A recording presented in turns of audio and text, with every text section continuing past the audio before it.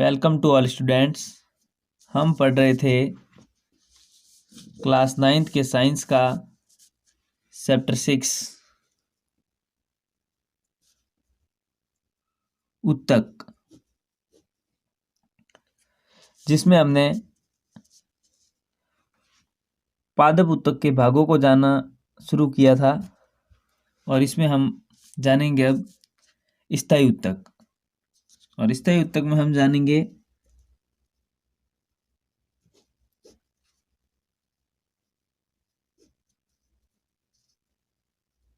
सरल स्थायी उत्तक।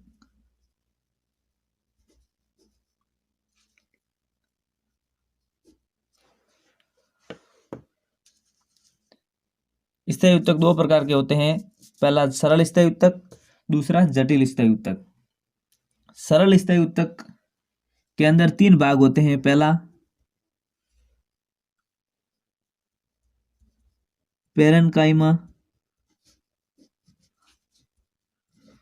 दूसरा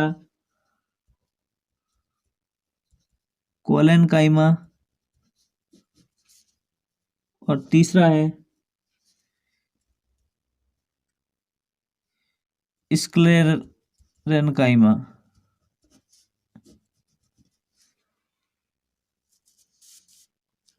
सबसे पहले हम जानेंगे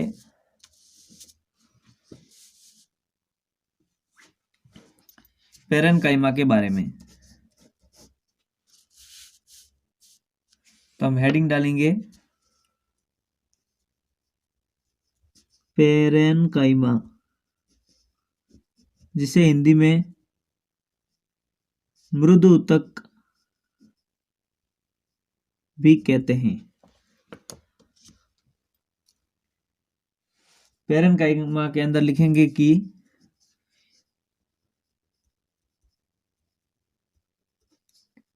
पेरेन्काइमा उत्तक समवयसी जीवित कोशिकाओं से बना होता है। यानी कि पेरेन्काइमा जो उत्तक हैं वो समान आकार की जीवित कोशिकाओं से मिलकर बना हुआ होता है। तो इसका दूसरा पॉइंट है वो है ये पतली व कोमल कोशिका भित्ति वाली सरल कोशिकाओं से बना होता है।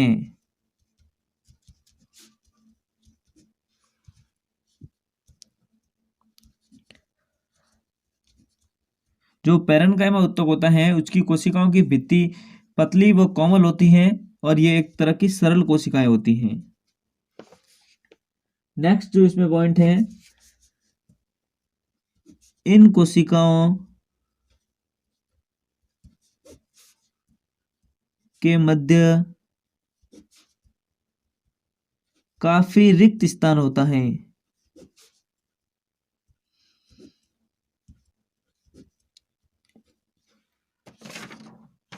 ये जो पेरेन्काइमा कोशिका होती हैं ये कुछ इस प्रकार से होती हैं। इसमें जो कोशिकाओं के मध्य होता है वो रिक्त स्थान काफी मात्रा में होता है।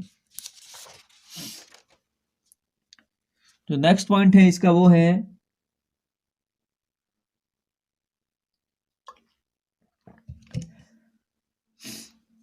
पेरेन्काइमा कोशिकाओं में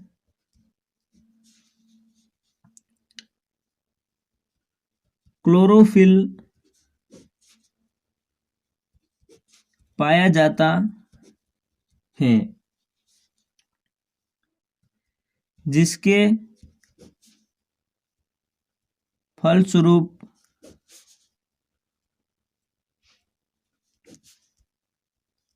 प्रकाश संश्लेषण की क्रिया संपन्न होती है।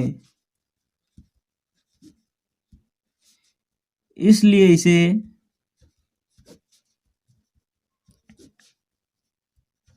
हरित उत्तक या क्लोरोनोकाइमा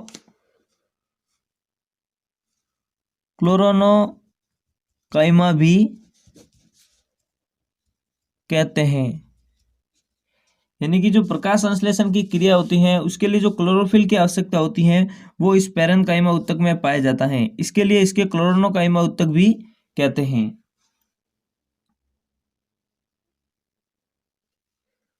अगला है वो है जलीय पौधों में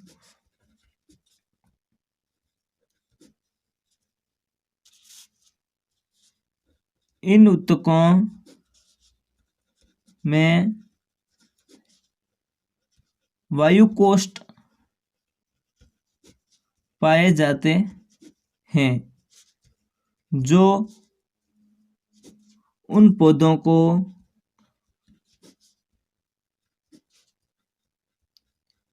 तैरने में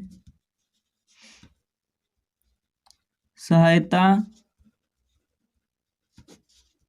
प्रदान करते हैं।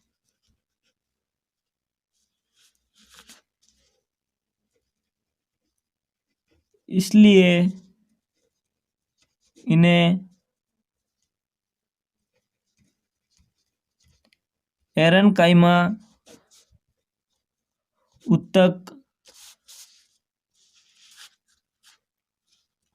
भी कहते हैं।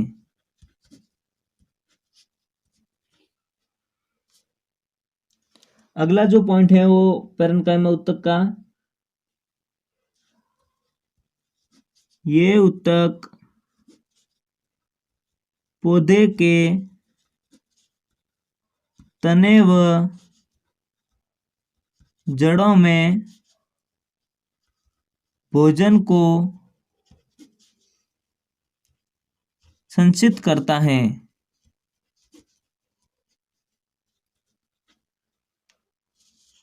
नेक्स्ट जो इसमें पॉइंट है वो है ये उत्तक एपिडर्मिस के रूप में पौधे के बाहरी भाग को संरक्षण प्रदान करता है।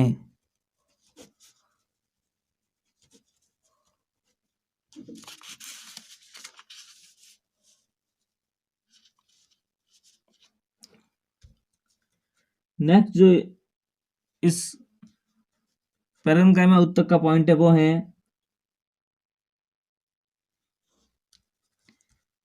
इसमें पाया जाने वाला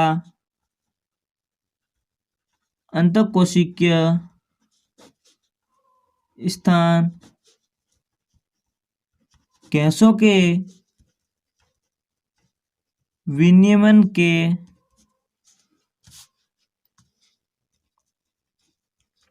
लिए सहायक हैं।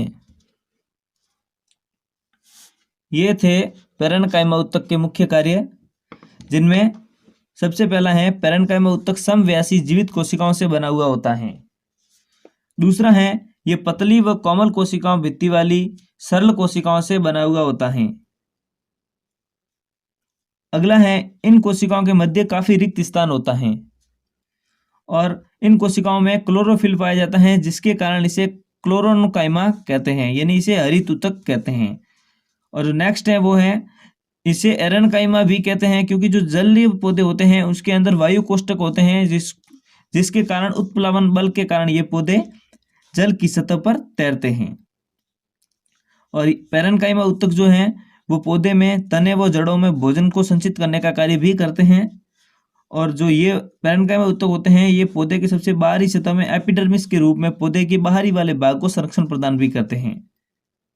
और इसमें पाया जाने वाला जो अंतरकोशिकीय स्थान होता है, यानी इसके मध्य जो काफी रिक्त स्थान होता है, वो गैसों के विनियमन के लिए भी सहायक है। इस तरह से ये पैरेन्काइमा उत्तक के कार्य थे। अब हम नेक्स्ट उत्तक पढ़ेंगे क्लोरोनोकाइमा, कोलेनकाइमा। जो सेकंड है इसका वो है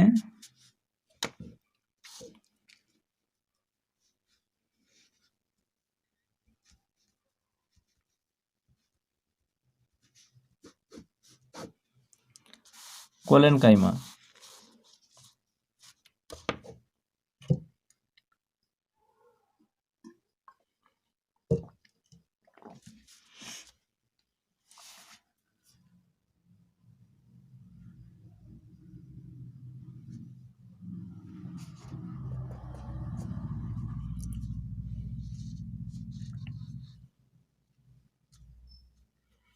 तो सबसे पहला जो पॉइंट है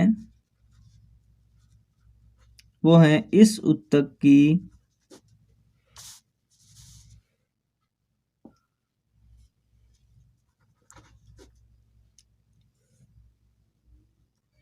कोशिकाएं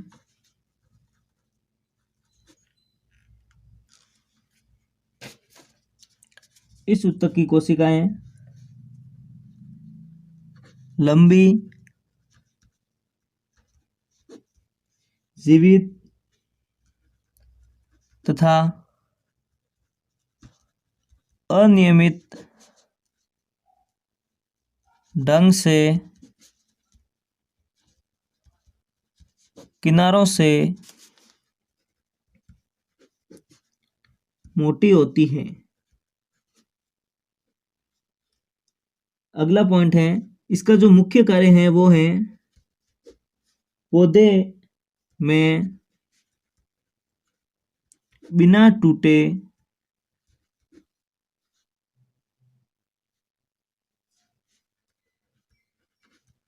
लचीलेपन का कारण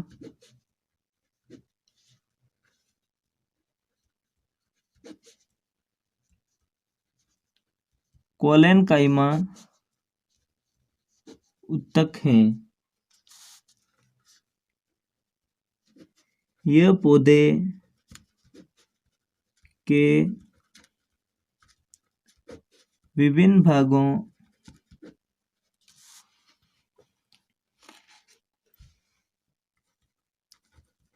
पत्ती या तना आदि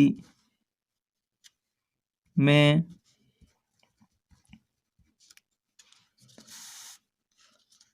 बिना टूटे लचीलापन लाता है।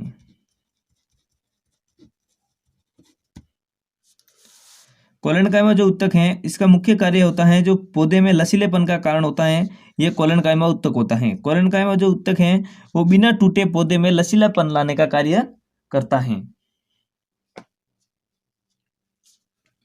नेक्स्ट जो इसका पॉइंट है वो है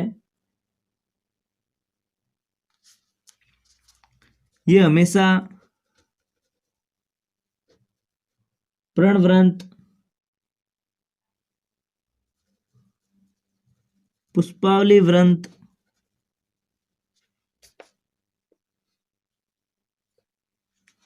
एवं पुष्पवृंत में उपस्थित होता है।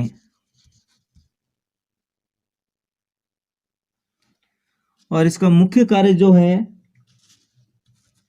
वो है पौधे में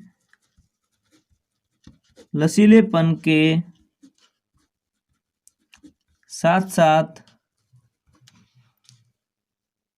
यांत्रिक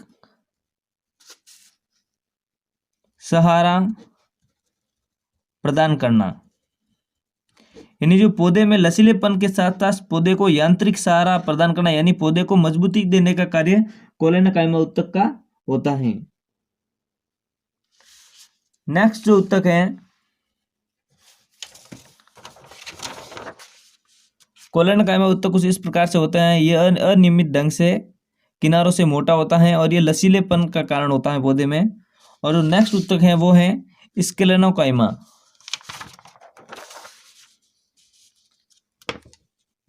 तो इसकी हम हेडिंग डाल देंगे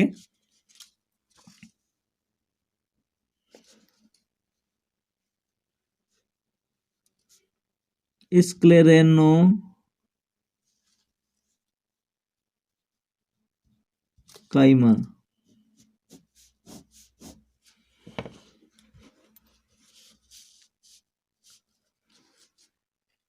इसके अंतर्गत पहला पॉइंट है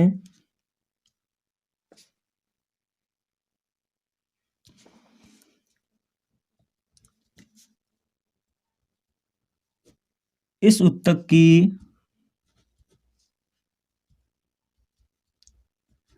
कोशिकाएं प्राय लंबी, पतली एवं लिग्निन युक्त होती हैं।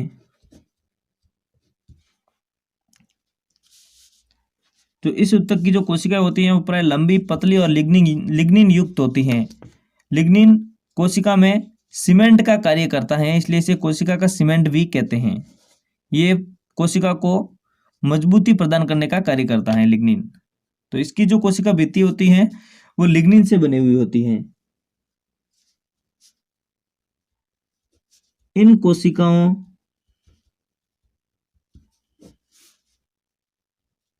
के मध्य अंतःकोशिकीय स्थान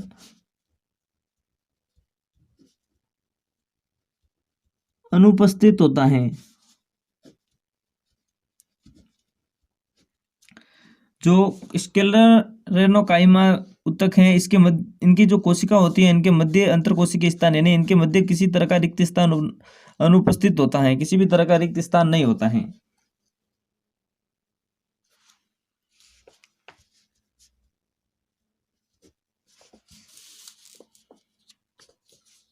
इन कोशिकाओं में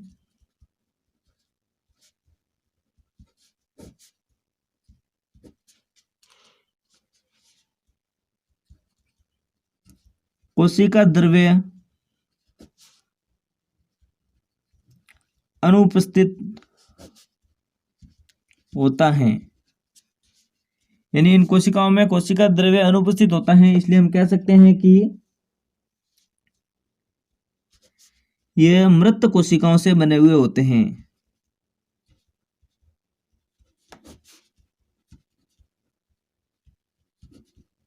इसकी जो सभी कोशिका होती हैं वो मृत होती हैं। ये ऊतक पौधे को कठोर व मजबूत बनाता है।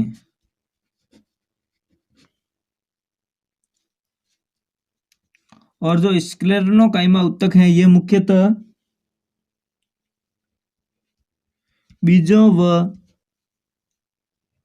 फलों के रेशेदार छिलकों में पाया जाता है। इसका हम एक उदाहरण नारियल को ले सकते हैं। जो नारियल का बाहरी खोल होती है इसके अंदर ये स्क्लेरेनोकाइमा ऊतक पाया जाता है। तो इस तरह से ये पैरेन्काइमा,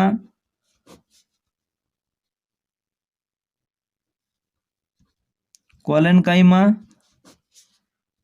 और स्क्लेरेनकाइमा ये तीनों ऊतक की हमने महत्वपूर्ण पॉइंटों को जाना। तो इस वीडियो को हम यहीं ख़त्म करते हैं। अगले वाले वीडियो में हम जानेंगे जटिल स्थायी ऊतक, यानी पादप ऊतकों का अगला जो भाग है जटिल स्थायी ऊतक, उसको जानेंगे, जिसमें हम जाइलम और फ्लोएम को पढ़ेंगे। इन दोनों को सहवन ऊतक भी कहते हैं, ये भी हम उसी वीडियो में जानेंगे। तो उस वीडियो को देखने के लिए हमारे चैनल NCERT सीखो को सब्सक्राइब जरूर कर दें।